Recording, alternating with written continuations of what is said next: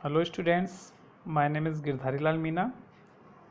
हम अब तक अध्ययन कर चुके हैं कि उपभोक्ता का व्यवहार का आशय उनके क्रय निर्णय, उनकी क्रय रीति नीति से है।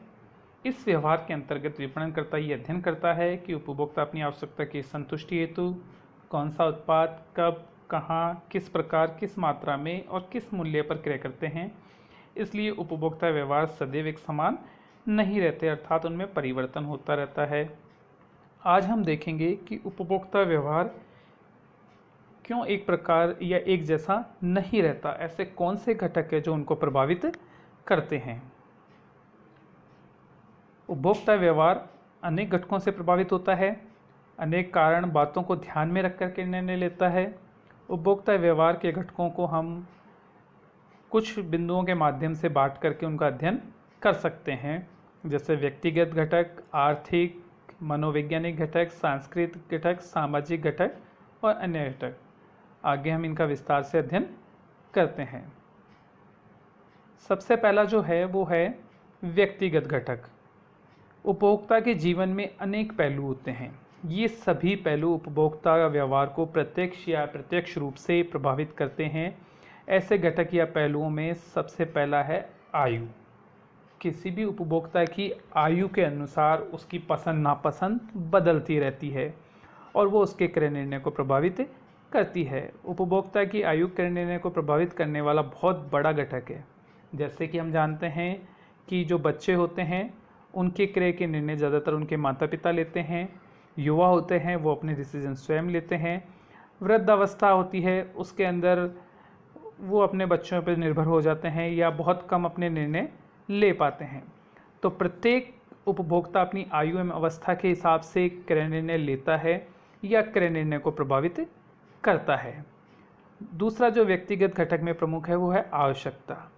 प्रत्येक उपभोक्ता दूसरे से भिन्न होता है। जैसा हमने पहले पढ़ा था कि दो कोई भी उपभोक्ता एक जैसे नहीं होंगे, एक जैसा व्यवहार नहीं करेंगे। उनकी आवश्यकताएं एक दूसरे से भिन्न होती है।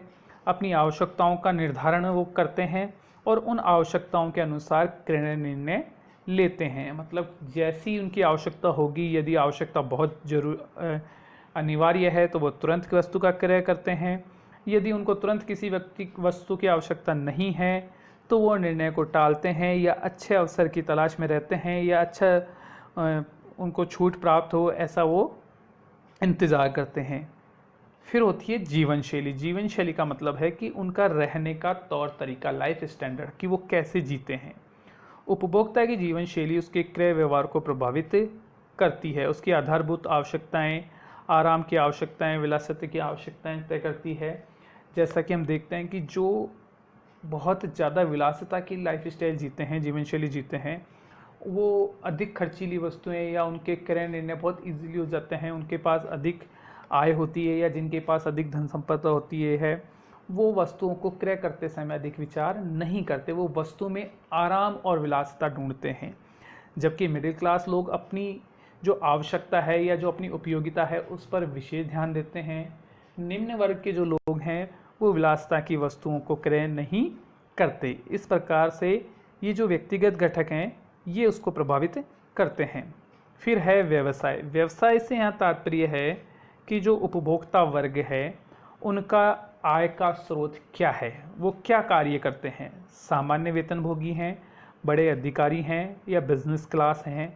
जिस प्रकार से उनकी आय का स्रोत होगा उसी प्रकार से या उसी से उनका क्रय निर्णय प्रभावित होता है या उनका व्यवहार प्रभावित होता है। फिर है लिंग।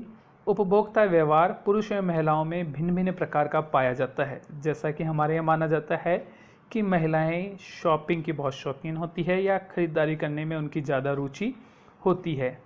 पुरुषों और महिलाओं की आवश्यकताएं भी अलग अलग होती है, उनके विचार भी अलग अलग होते हैं, मानसिक स्थिति अलग होती है, अतः उत्पाद एवं क्रय व्यवहार भी उनके अलग होते हैं।